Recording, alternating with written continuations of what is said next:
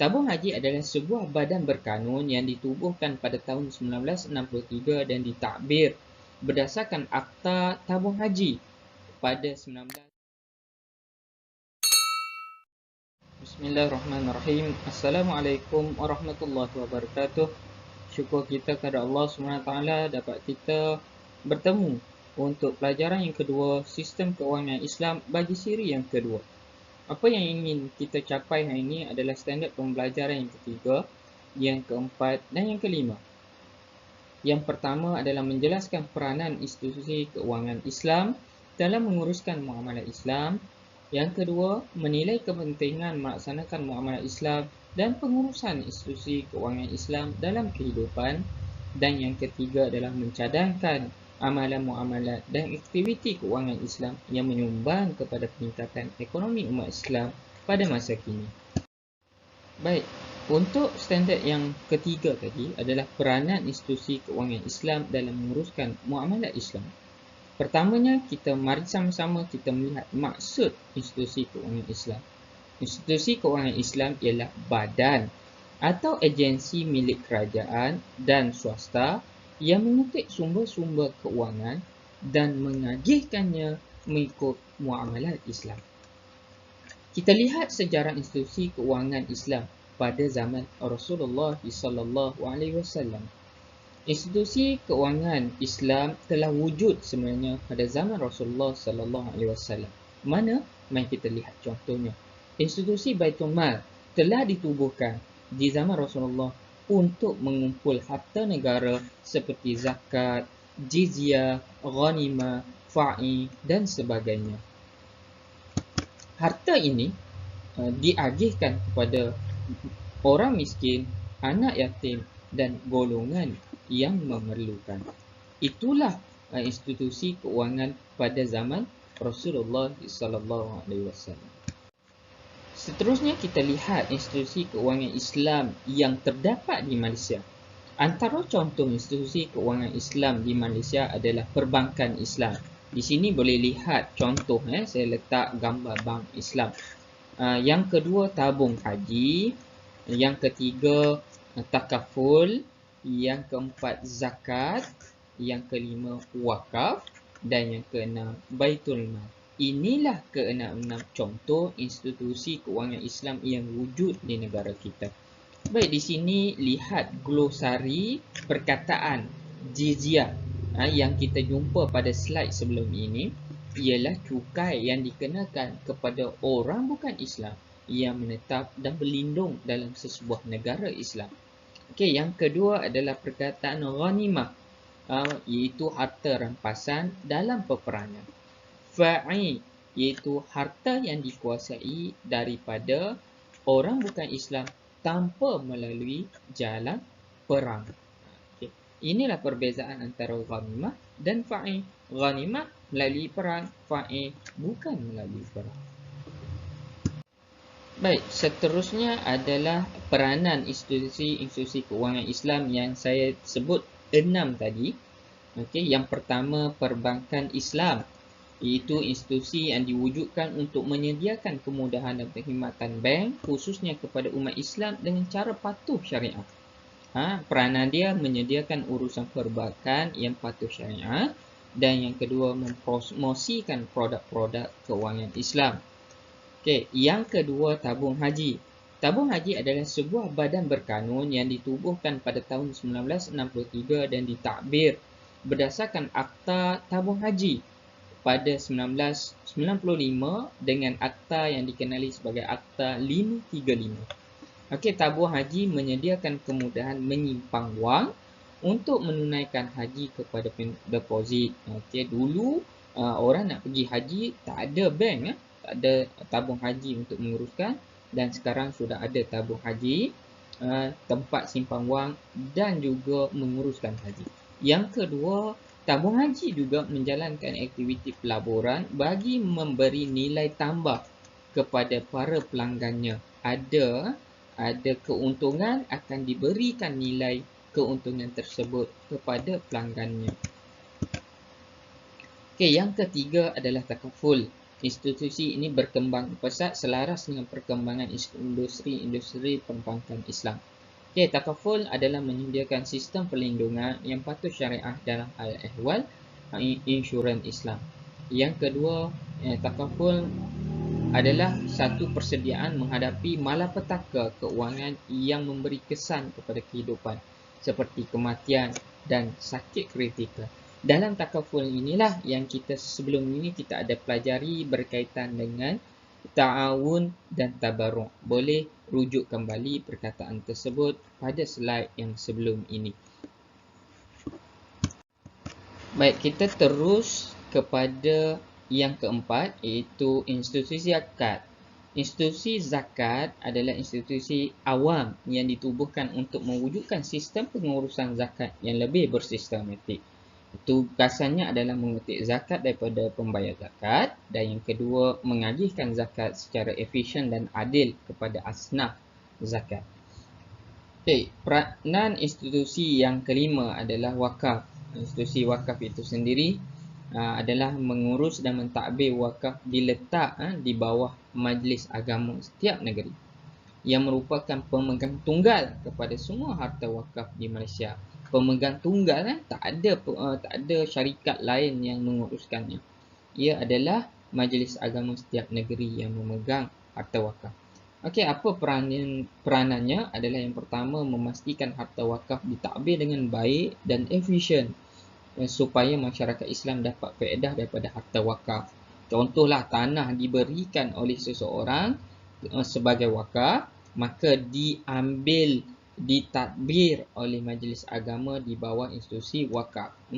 Yang kedua, memegang amanah kesemua harta wakaf yang ada di peringkat negeri tersebut. Institusi wakaf setiap majlis agama akan pegang amanah tersebut.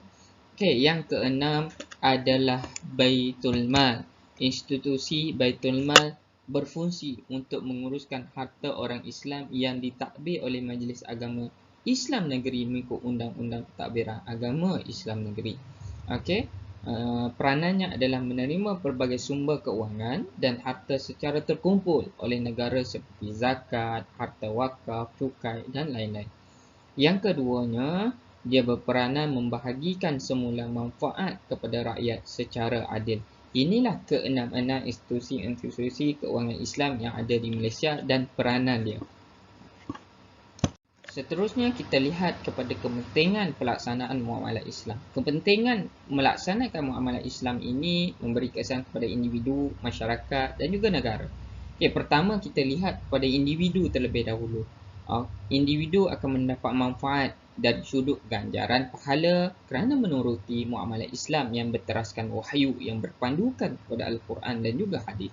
Yang kedua, individu tersebut memperolehi jaminan keadilan dalam sistem keuangan Islam.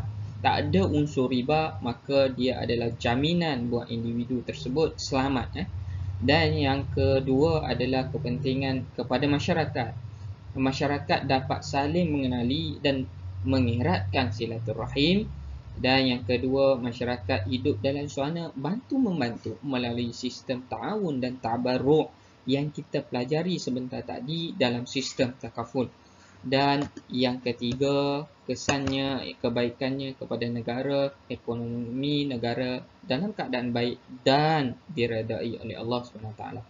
Yang keduanya, negara akan menjadi pendapatan dan pengagihan harta negara dapat dilaksanakan dengan efisien dan lebih berkesan. Inilah kepentingan pelaksanaan muamalat secara Islam. Namun begitu, sekiranya kita tidak melaksanakan muamalat dengan muamalat Islam, ia akan mendatangkan keburukan. Keburukan tersebut juga dipecahkan kepada individu, masyarakat dan juga negara. Baik, kita lihat terlebih dahulu untuk individu. Sekiranya tidak melaksanakan muamalat secara Islam, yang pertama, dilaknat oleh Allah SWT kerana ingkar dengan suruhan syariat. Yang kedua, jiwa menjadi resah kerana takut harta ditipu oleh orang lain. Jiwa kita resah. Yang ketiga, dibenci masyarakat kerana melakukan penindasan. Dibenci. Dan yang keempat, melahirkan individu yang tamak kerana mementingkan diri sendiri. Okey, keburukan tidak bermuamalat dengan muamalah Islam pada masyarakat adalah masyarakat berpecah belah. Kerana hilang semangat tolong menolong, tak ada tabarruk, tak ada ta'awun yang kita pelajari tadi. Yang kedua, masyarakat tidak aman kerana berlaku permusuhan. Yang ketiga, berlaku penindasan dalam masyarakat seperti wujudnya unsur-unsur riba dalam urusan muamalat. Dan yang keempat, masyarakat akan bersikap prejudis, buruk sangka antara satu sama lain. Okey, baik. Keburukan kepada negara pula adalah ekonomi negara merosot kerana tidak diberkati oleh Allah SWT. Wujudnya jurang ekonomi yang ketara antara golongan kaya dengan miskin, yang kaya makin kaya, yang miskin makin miskin. Ini sangat tidak digalakkan dan sangat sangat perlu dielakkan daripada berlaku dalam kalangan umat Islam. Yang ketiga adalah negara akan terjebak dalam krisis hutang yang tinggi akibat sistem riba. Dan yang keempat, para pelabur kurang yakin untuk melakukan pelaburan di dalam negara. Ini memberi kesan impak yang besar kepada sistem keuangan negara nanti. Baik, yang terakhir adalah amalan muamalat dan aktiviti keuangan Islam. Contoh amalan muamalat dan aktiviti keuangan Islam yang boleh kita keluarkan contohnya adalah contoh berjual beli dengan jujur dan amanah. Ini adalah salah satu muamalat secara Islam. Sewa menyewa dengan kontrak yang dipersetujui bersama ada dalam yang kita telah pelajari dengan dinamakan sebagai al-ijarah. Yang ketiga, mendapat pembiayaan dengan serahan barang cagaran, iaitu ar-rahnu. Kita membuat pinjaman dengan syarat kita cagar sesuatu barang. Dalam Islam dikenali sebagai ar-rahnu. Yang keempat, membuka akaun simpanan menggunakan sistem perbankan Islam. Banyak al-musyarakah, al-mudarabah dan sebagainya. Yang kelima, menggunakan produk takaful dalam kehidupan kita pada hari ini, iaitu takaful Islam ataupun insurans secara Islam yang wujudnya ta'awun dan tabarruk tadi. Dan yang keenam, melabur wang dalam skim pelaburan patuh syariah. Ini antara contoh-contoh amalan muamalat yang boleh kita laksanakan dalam kehidupan, terutama dalam urusan keuangan kita pada hari ini. Banyak lagi contoh yang kita boleh senaraikan di sini. Okey, seterusnya kita lihat kepada langkah-langkah menggalakkan masyarakat bermuamalat dengan muamalat Islam. Okey, antaranya langkah-langkah adalah memberi didikan agama, khususnya berkaitan ekonomi dan keuangan Islam dalam sistem pendidikan negara. Alhamdulillah, hari ini dalam tasawur Islam sendiri telah menjelaskan, telah mendatangkan tajuk muamalat dan juga ekonomi ini. Cantik sekali. Yang kedua, memberi penerangan melalui media massa supaya masyarakat tahu kebaikan bermuamalat dengan muamalat Islam, dari iklannya, dari kempen-kempennya, ceramahnya dan sebagainya. Yang ketiga, mengembangkan kemudahan perbankan Islam secara menyeluruh dalam bentuk aspek pinjaman, dalam aspek saham, dari aspek simpanan dan sebagainya. Yang keempat adalah mengemaskini sistem muamalat Islam supaya boleh menarik masyarakat untuk memilih perbankan Islam. Dan hari ini terbukti, alhamdulillah, dalam sistem perbankan hari ini perbankan Islam menjadi wadah utama umat manusia di Malaysia untuk menyertai sistem-sistem simpanan, pinjaman dan sebagainya. Syukur kita kepada Allah SWT kerana diberikan peluang untuk berada dalam negara yang menjurus kepada muamalat Islam. Sekadar itu untuk pelajaran kita pada hari ini berkaitan dengan sistem keuangan Islam. Dengan ini saya berharap apa yang kita pelajari pada hari ini dapat diamalkan dalam kehidupan kita dan menjadikan sistem muamalat Islam ini sebagai pilihan utama dalam bermuamalat, terutamanya dalam urusan keuangan kita pada setiap hari dan yang akan datang. Apa yang baik itu datangnya daripada Allah SWT, apa yang kurangnya daripada kelemahan saya sendiri. Saya memohon maaf atas kekurangan tersebut. Wabillahi taufiq wal hidayah. Wassalamualaikum warahmatullahi wabarakatuh.